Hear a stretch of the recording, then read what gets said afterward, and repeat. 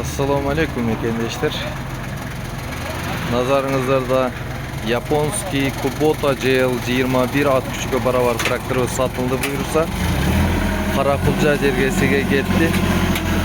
Her bir dehqonga buyrup nasip olsun. Kimge uşunda Japonski mini traktörler gerek olsa adresi Özgön rayonu Kurşabaylı.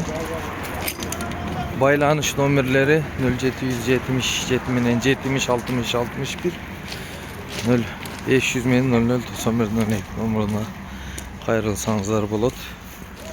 Son traktörler gelgen. En akırkı ülkedегі revers, gidravlika, gidronaklonları menen öte жақсы traktörler geldi.